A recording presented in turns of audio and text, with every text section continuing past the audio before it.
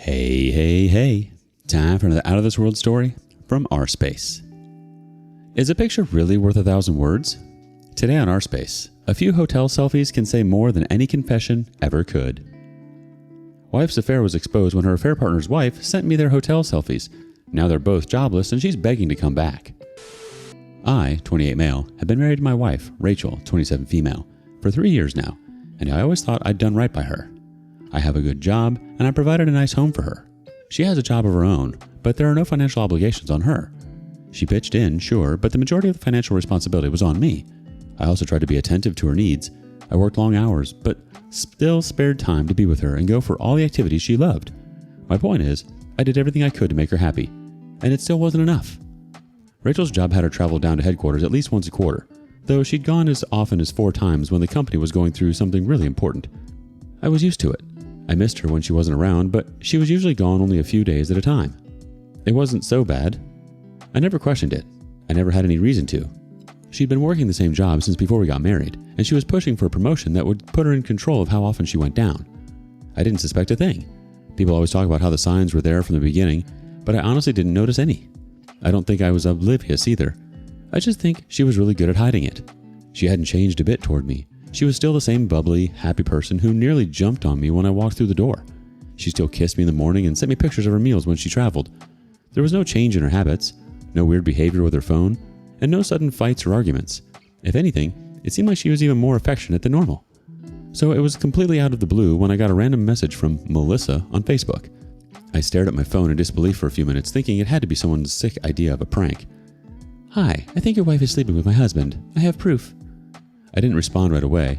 I did some digging first. I wanted to make sure I knew who I was talking to.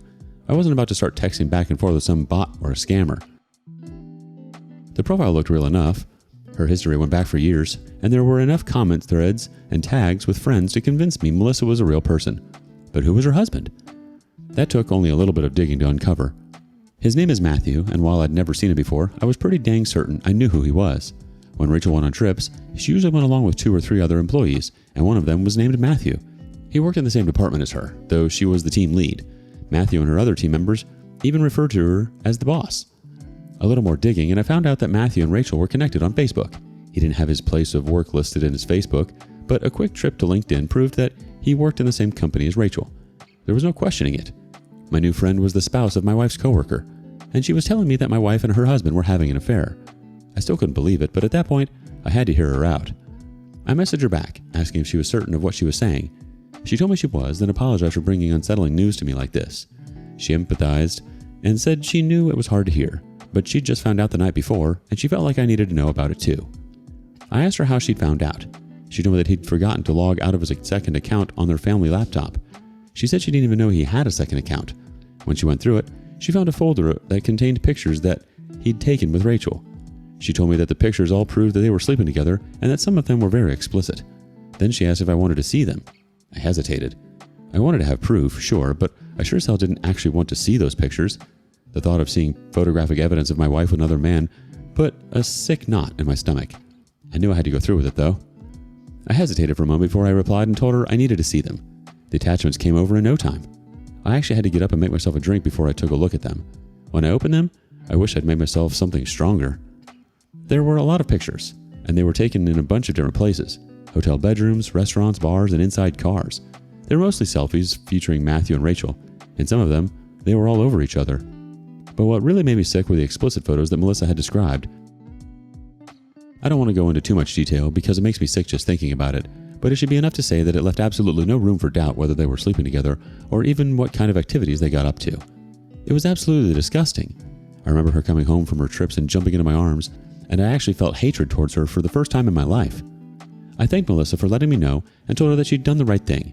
She offered to send me timestamps and trip logs from his calendar, and I accepted. The more evidence I had, the better. I wasn't just thinking about confronting Rachel at this point, I was thinking about legal protection and the inevitable divorce. That night, Rachel and I had the worst fight we'd ever had, fitting since it was the end of our marriage. When she came in the door, she tried to jump into my arms and kiss me. I couldn't even pretend to still love her. I deflected her, and she almost fell to the floor.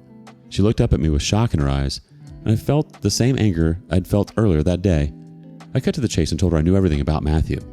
She froze and looked at me for a moment, and then asked what I was talking about. I wasn't ready to play this game with her. I told her that I'd seen the photos she took with Matthew whenever they had to go to headquarters. He had everything saved on a cloud folder, and his wife found them and sent them to me. She didn't try to deny it. She knew she was caught, and once she realized there was no way out, she started begging. She said that she loved me more than anything and that her fling with Matthew was a stupid mistake that had gotten out of hand. She rambled about how it meant nothing to her. It only happened a few times, and she was going to end it. Then she kept repeating that she loved me and that she didn't want to lose the great life we'd built. I told her I wanted a divorce. She broke down. I don't think I've ever seen her cry like that. It was a little disturbing, but it didn't sway me a bit. She went from begging to bargaining. She threw everything at the wall, trying to see what would stick. She said we could try therapy. She offered to quit her job. She even said I could cheat on her too, to even things out. I lost whatever respect I had left for her when she said that. She wasn't sorry about the affair. She was desperate to hold on to the life she'd been taking for granted. I told her to get out of the house. She didn't belong there anymore. I said I'd give her a few hours to pull herself together and pack her stuff, and then I left the house. She followed me to the door, begging and ugly crying the whole way. I drove off with no real destination in mind. After driving nowhere in particular for half an hour, I headed to my best friend Zach's house. I vented to him about everything, and he just listened. When I was done, he told me I'd done the right thing. He told me not to let her make me feel guilty with her tears. He said she only felt bad for herself. Then he told me he'd ask a recently divorced friend to refer his lawyer. He said he was a real shark that had landed him a solid deal. I felt better just knowing that I had someone on my side. Zach offered to let me crash at his place for a while, but I told him I needed to go home and make sure Rachel left. Sure enough, she was gone when I got back. She'd packed light, mostly the essentials. Maybe she thought this was only a temporary thing and she'd be able to talk me back into it. No way. It's been a little over a week since then, and she hasn't come back home. She called a few times asking if I was ready to talk. Each time I told her that there wasn't anything to talk about, and she'd try to convince me to hear her out. I'd end the call, and that would be it. I won't be answering any more of her calls until the divorce papers are ready. Oof. The scariest part is how normal everything seemed. Like she was doubling down on affection to cover her tracks. That kind of deception really messes with your ability to trust people. She made her choices, repeatedly, and you're making yours now by walking away with your self-respect intact. I hope you've got a solid support system to lean on while you go through this. You're doing the right thing, OP. Update. Since there was so much interest in the original post, I thought I'd come back and let you all know what went down with the divorce. First, she didn't take the divorce papers well. Maybe actually having the papers in hand made her realize that this was all real. Whatever it was, she had another breakdown once she was served. She cried and shouted, saying she would refuse to sign the papers. I didn't push. I figured she would sign when she calmed down. She did sign eventually, but she made a big fuss first. She'd call me multiple times a day just to tell me that she wasn't going to sign the papers. Eventually, I told her to talk about that with her lawyer, and I stopped answering her calls. I want to assume she actually did that, and she talked sense into her. Because she stopped calling me and signed the papers. After that, she came by the house to pick up the rest of her things. I stood by silently while she gathered her stuff. She tried to make conversation, but I didn't reply. When she was walking out the door, with all of her stuff in 2 suitcases, she asked if there was really no chance of us talking things through. Once again, I didn't answer. I just shut the door behind her. The divorce wasn't fun, but it was satisfying watching her fall apart. Zach was right. His friend's lawyer was a real shark, and when I told him about the infidelity, he smelled blood in the water. He went hard on the infidelity angle, absolutely destroying her reputation in court. When it was all done, she didn't get much, and I walked away with everything that really mattered to me. She got some alimony, an amount so small it was almost meaningless. I was still upset about it, because I'd rather not pay a dime to a woman who cheated on me, but I couldn't complain. I know it often goes much worse for men. Compared to some of the horror stories I've seen, I came out on top. That wasn't the last I would hear of Rachel, though. Melissa and I had been keeping in touch. We weren't great friends or anything, but we'd chat once or twice a week to see how we were both holding up through everything. Melissa was going through a divorce of her own, and I was glad to hear she was cleaning Matthew out. That POS deserved it. But Melissa had gone a step further. She'd contacted their company and informed them that 2 of their employees had been having a relationship on company time. She also attached proof that they'd been using company resources to fund their little dates on their business trips. Naturally, a company didn't like that, and they both got canned. Melissa told me that Matthew's new bachelor pad was a former coworker's couch. That gave us both a nice bit of satisfaction. Rachel wasn't doing much better. She was staying with her older sister, who she didn't really get along with. I knew that wouldn't last very long, and then she'd be looking for someone else to crash with, but I never expected that someone else to be me. A few weeks ago, I got a message from her. It was a self-pitying block of text that I was tempted to delete without reading. Curiosity got the better of me, though, so I gave it a look. She told me she regretted everything. She'd taken our life together for granted. We'd always had big dreams together, and she never thought it would end like this. She said losing me was the worst part of it all, and the affair hadn't even made her happy. She worked the word soulmate in there. She begged for a chance for us to just meet for coffee and talk things through. I didn't respond. Her sob story wasn't going to work on me. Anything she was going through was her own fault. I was too busy going through my own crap to give a dang about her. But she wasn't done yet. She texted me again a few days after that. This time, she came out straight with it and told me that she needed a place to stay. She and her sister had gotten into a huge fight and she was kicking her out. I asked her how that was my problem. She said she knew that even if I didn't love her anymore, there was a part of me that still cared for her. She asked if I would let her stay in the guest room just for a little while. She promised not to make things awkward and swore that she wouldn't try to get us back together. She even offered to pay rent once she was back on her feet. I told her she was wrong. There wasn't a part of me that cared about her anymore. She could sleep on the streets for all I cared. She said she didn't believe me. I was a good man with a compassionate heart and I was just hurting. I left the message on read. I wasn't about to have that woman who cheated on me lecture me about compassion. She didn't relent. She sent a few more messages after that, begging me to reconsider and trying again to appeal to the affection she thought I still had for her.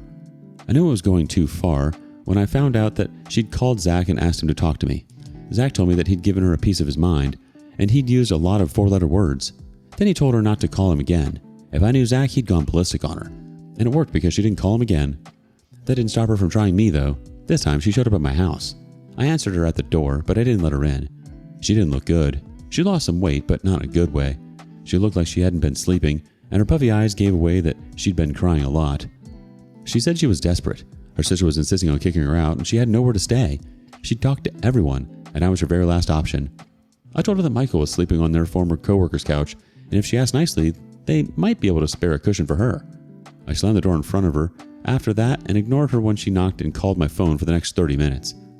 I've completely ignored her since then. She tried texting and calling several times, and she even showed up at my house again. Each time I didn't respond.